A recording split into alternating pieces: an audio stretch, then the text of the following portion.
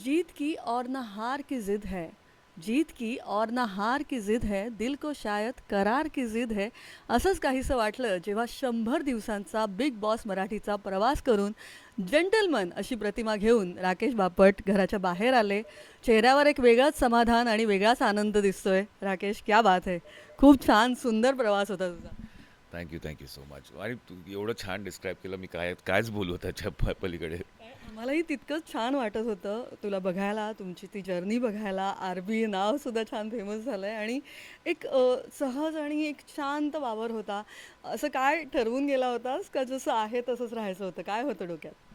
अं, ठरवून गेलो होतो म्हणजे बेसिकली लाईफनीच ठरवलं होतं माझ्यासाठी ते, कारण की 25 वर्ष गेली मी त्या इंडस्ट्रीमध्ये वावरतोय. लोकांना एक माझं एक व्यक्तिमत्व जे आहे ते सगळ्यांनाच माहिती आहे की ते लपून राहणार नाही एवढे वर्ष. तर ते मी चेंज करू करायचं नव्हतंच मला, कारण की जे मी आहे तेच मी आत्तापर्यंत राहिलो आयुष्यात, आणि आता चेंज केलं तर ते मी खरंच मूर्ख ठरलो असतो. काय काय विचार घेऊन तू बिग बॉस मराठीच्या घरात यावंसं वाटलं? चॅलेंज होता तो, की एक माणूस किंवा एकलकोंडा असा तो टॅग मला लहानपणापासून पडला होता, की मी माझ्याच दुनियेत खुश असतो. कलाच्या दुनियेत, एक म्हणजे चार भिंतीत मला असं कैद करून कधी कधी ठेवायला आवडतं मला स्वतःला, कारण की मी आर्ट करतो. नाहीतर एकदम नेचरमध्ये जातो एकटाच कधीतरी. सो मला हा चॅलेंज होता, की मी लोकांबरोबर कसा वावरतोय, कसा वागतोय, कसं त्या त्या त्या परिस्थितीत मी माझं व्यक्तिमत्व कसं असणार आहे. तर माझी कॉम्पिटिशन बेसिकली माझ्या स्वतःबरोबरच होती. अ, म्हणून ते ॲक्सेप्ट केलं आणि म्हणून मी इथे आलो. आणि नंतर तुला काय गवसलं? काय सापडलं? काय राकेश बापटमध्ये काय बदलाव झाला? काय वाटतं? बदलाव खरं सांगू तर काहीच नाही, ऑनेस्टली स्पीकिंग. कारण की मी खूप म्हणजे विचार केला मी काही 2 दिवस मागचे, की काय बदल झाला आहे माझ्यात. हो, एक संयम आला आहे, पेशन्स तो होताच आहे, तो जरा जास्ती डबल झाला आहे. आणि व्यक्ती म्हणून मी चेंज झालो नाही आहे. व्यक्ती म्हणून अजून मला जे काही परिस्थिती होती त्यातनं मला फक्त प्रेमच दिसायचं लोकांच्या प्रती. तर म्हणून तुम्ही बघाल की टास्कमध्ये मी काय बोलू आता, त्यांच्या कोणाला शिवाय द्यायच्यात आता अजून. तर ते मला जमायचंच नाही, जमत पण नव्हतं कधीच. तो एक टफ होतं गोष्ट माझ्यासाठी करण्यासाठी, आणि ती एक चेंज म्हणून मी फक्त सांगेन की पेशन्स माझ्यात अजून जो होता तो थोडा अजून वाढला आहे. म्हणजे बिग बॉस मराठीच्या घरात जाऊन तुला छान वाटलं ना, की आता फायनली तू बाहेर आलायस, तुला यू आर फीलिंग गुड. काय वाटतं? एवढं प्रेम मिळतंय लोकांचं. चॅलेंज ॲक्सेप्ट केला. टॉप 2 मध्ये पण होतास टॉप तू. टूमध्ये होतो तर चॅलेंज होता, तो ॲक्सेप्ट केला मी. त्याच्यावर खरा उतरलो. ती माझ्यासाठी सर्वात मोठी गोष्ट, ती माझ्यासाठी सर्वात मोठी ट्रॉफी ॲक्च्युली. आणि लोकांचं प्रेम ऑब्व्हियसली ते पदोपदी मला दिसलंच आयुष्यभर. आणि खरंच सांगतो की मी माझ्या एव्ही जेव्हा दाखवला होता तेव्हा मी म्हटलं होतं की 25 वर्षापूर्वी मी डेब्यू केलं होतं तुंबींमध्ये.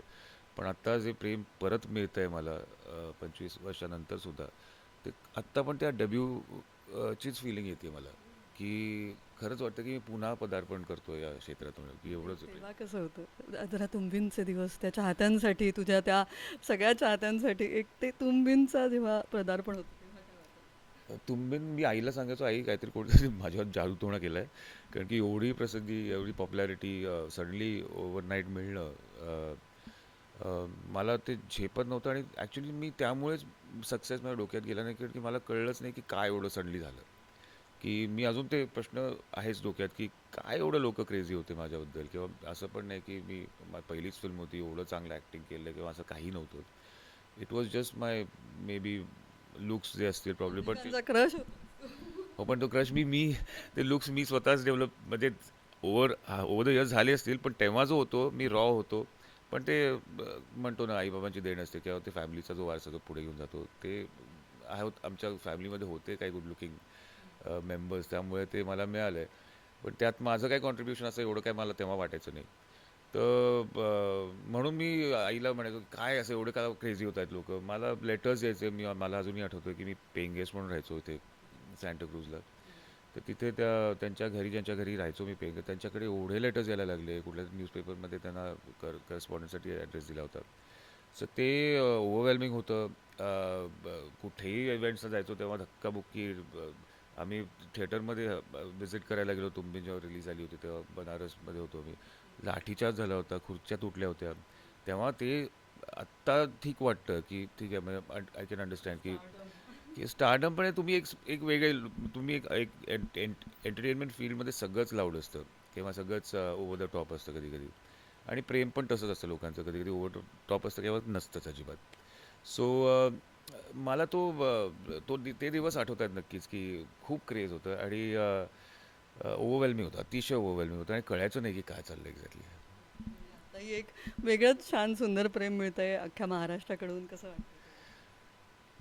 महाराष्ट्र तुम्हाला खरंच सांगू का, तुम्ही लोक खूप स्पेशल आहात माझ्यासाठी. आहेच, जगभरातली सगळीच लोक माझ्यासाठी स्पेशल आहेत, पण स्पेशली महाराष्ट्राची लोक, आपली लोक मी म्हणू शकतो.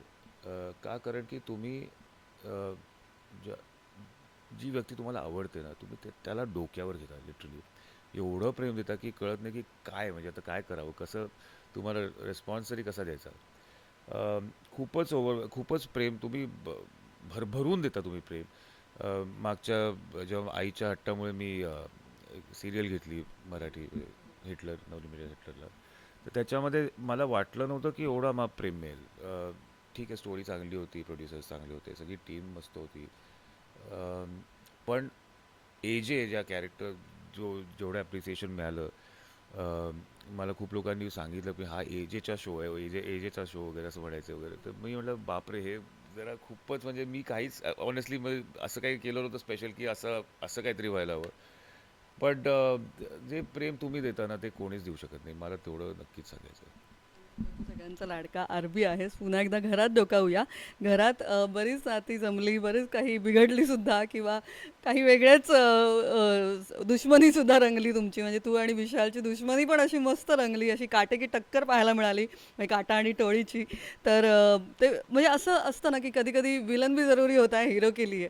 तसं काही झालं, काय होतं? विलन बनतो, विलन हिरो वगैरे आपण ठरवून जात नाही, सिच्युएशन आपल्याला बनवतो तिथे आतमध्ये. आणि यू चूज साईड्स बेसिकली. आणि तुमचं जे तुम्ही जसे असाल, जसं तुमची विचारधारणा आहे, आयुष्याला बघायची जी वृत्ती आहे, त्याच्यावरूनच तुम्ही पॉझिटिव्ह नेगेटिव्हमध्ये तुम्ही साईड चूज करता. तो I chose the best side, I can only say that. पण विशालनी अनेक वेळा तुमचं बिनसत होतं. ती ती भांडण तर वर्ल्ड फेमस झालंय आता ते. पण त्यावेळेला कसं तू कंट्रोल केलंस? असं वाटलं का एक पॉइंटला, की घराबाहेर पण जावंसं वाटत होतं तुला? मी कंट्रोल केलंच नाही, ते दिसलं लोकांना मी का आदळपट केली ती. ती मला आवडली नाही ऑनेस्टली स्पीकिंग. चिडाचिडी झाली माझी तिथे, कारण की मी तसा नाही आहे ऑनेस्टली. आणि मला ते पण, हां, हे पण गोष्ट सांगायची की मला ट्रिगर पॉईंट्स माझे काय काय ते जास्ती कळले आता या शोमध्ये येऊन. येस, मी ट्रिगर झालो, कारण की जे बोललं गेलं होतं ते माझ्याबद्दल गेलं असतं तर ठीक आहे, मला I am okay with that. पण माझ्या व्यक्तींबद्दल कोणी बोलतंय तर ते मला खपणार नाही कधी. आणि स्पेशली ती व्यक्ती या घरात नाही आहे, तिचा काही संबंध नाही आहे या घरात. अशी बाहेरची दुनिया आहे, ते बाहेरची दुनियाच राहू दे. What happens in the house stage in the house. So मला खटकलं होतं, चिडचिड झाली होती, राग आला होता खूप. पण नंतर नामस्मरण सर्वात इम्पॉर्टंट गोष्ट आहे आयुष्यात, की कुठल्याही तुमच्या आयुष्यात कुठल्याही स्टेजवर तुम्ही अशा कुठल्या सिच्युएशनमध्ये फसता, तेव्हा देवच तुम्हाला तारून घेतो. तर स्वामी होते, तर घेतलं तारून. आणि तुझी कलेची दुनिया तू मिस केलीस का तेव्हा? कारण तुझ्या खूप छान हॉबीज आहेत. तू पेंटिंग करतोस, कधी सतार वाजवतोस. हे सगळं तू त्या घरात मिस करत होतीस? खूप. इनफॅक्ट मला वाटायचं की मी आधी का नाही सांगितलं त्यांना, की प्राजक्ता जेव्हा ती रियाज करायला तिला तानपुरा यायचा सुट्टीच्या दिवशी, तेव्हा सुट्टी पण होऊ शकत नाही, एक निवांत दिवस असायचा आमचा तो एक. सो तिथे मी म्हटलं, नंतर मला ट्यूब पेटली की अरे, मी आधी त्यांना का नाही सांगितलं की माझ्यासाठी पण त्या दिवशी कॅनव्हस किंवा पेपर आणि कलर पेन्सिल वगैरे पाठवायचो, I can also do something. पण ते उशिरा पेटली ते आयडिया, त्यामुळे म्हटलं. सगळं तू मिस केलंस. खूप मिस केलं. माझी बोटं शिवशिवत होती. मला लिटरली मी पडल्या पडल्या मी डिझाईन्स बघायचो वॉलचे. मी एवढे मेमराईज केलं की न बघता मी आता काढू शकतो शकतो कुठली चित्र. सगळे जे वॉल्सवर पेंटिंग्स वगैरे. इमॅजिनेशन आता अजून. इमॅजिनेशन दुप्पट झाली. तू बघ आता, तू सांगते मला काय काय, ॲक्च्युली आय एम डिस्कवरिंग काय काय. या छान वाटतंय हे ऐकून. या सो इमॅजिनेशन झाली. मी हवेतच असं बोट कारण की तुम्हाला ट्रेन करावं लागतं तुमच्या. मी धरू का? तुम्हाला ट्रेन करावं लागतं तुमच्या कुठलीही म्हणजे सवय लागली तरच तुम्ही ते चोख तुम्ही करू शकता कुठलीही गोष्ट. सो तेच मी हाताला सवय सुटायला नको, बोटांना सवय सुटायला नको म्हणून मी ते हात चालवतच होतो. म्हणजे कुठलंही डिझाईन दिसलं तर मी हवे तसं काहीतरी स्ट्रक्चर बनवायचो त्याचं. चला, म्हणजे आता घरी आल्यावर अजून ती रंगांची दुनिया आणखी वाढणार आहे, बहरणार आहे, यात शंकाच हो, नाही. हो. नक्कीच, नक्कीच. वा, आणि अर्थातच जाता जाता हे तर विचारलंच पाहिजे की द राखी सावंत जी काय तुझ्या प्रेमात पडलेली आहे आणि बाहेर येऊन सुद्धा ती सगळ्यांना सांगते, पण ती हेही मान्य करते की तिचं वन सायडेड आहे. तुला आता काय सांगायचं आहे, कारण ती तर तुझ्या जाम प्रेमात आहे. नाही, प्रेम टू साइडेड आहे. नक्कीच राखी, मी तुझ्या खूप प्रेम करतो ॲज अ फ्रेंड. तू माणूस म्हणून अप्रतिम व्यक्ती आहेस तू, म्हणजे त्याला दुमतच नाही काही. अम, तू खूप केअरिंग आहेस. घरात आम्हाला एवढं छान छान खाऊ घातलं सगळ्यांनी पाहिलंच असेल. अशीच राहा, प्रेमळ राहा, बास, बाकी काही नाही. गेम असतो एका ठिकाणी, पण माणूस म्हणून जे असतो माणूस, एक व्यक्ती, ते एका ठिकाणी. अम, खूप प्रेम दे लोकांना. आणि आम्ही नशिबान होतो की आम्हाला तुझी ही साईड पण, ती साईड पण बघायला मिळाली. सो राखी सावंत जी दुनियाला दिसते तशी आम्हाला अजिबात दिसली नाही आतमध्ये. तिचे दोन वेगळी पैलू, ही दोन, बाजू तिची. हां, दोन पैलू दिसले दिसले मला. तिचे मला फिलिंग्स कळत होते. ॲज अ फ्रेंड मी खूप समजायचा प्रयत्न केला तिला, आणि ती समजली पण आहे. No doubt about it. She is very mature to understand all these things. आणि तन्वीनी तुला भाऊ मानलंय, पुढेही जाऊन हे बहीण भावाचं नातं कंटिन्यू असणार. ते ना आता काय स्पेशल नातं झालं ते सांगूच शकत नाही मी. शब्दच फुटत नाही त्याला. कारण की तन्वी आणि माझं बॉन्ड हळूहळू डेव्हलप झालं. पहिल्यांदा ती दुसऱ्या साईडला होती. मला कळत नव्हतं की काय एक्झॅक्टली तिचा गेम प्लॅन आहे किंवा काय आहे. पण हळूहळू जेव्हा इंटरॅक्शन, तेव्हा खरी तन्वी कोलते कोण आहे ते मला कळायला लागली. आणि आय एम सो हॅपी की मला त्या घरात अशी नाती दिली की मी आयुष्यभर जपू शकेन ती. आणि जर तुझ्या या जर्नीला एका सिनेमाचं नाव द्यायचं ठरलं, आपण तर फिल्मी तर आहेसच तू तेवढा, तर या तुझ्या जर्नीला जर एका सिनेमाचं नाव द्यायचं झालं तर ते काय असेल?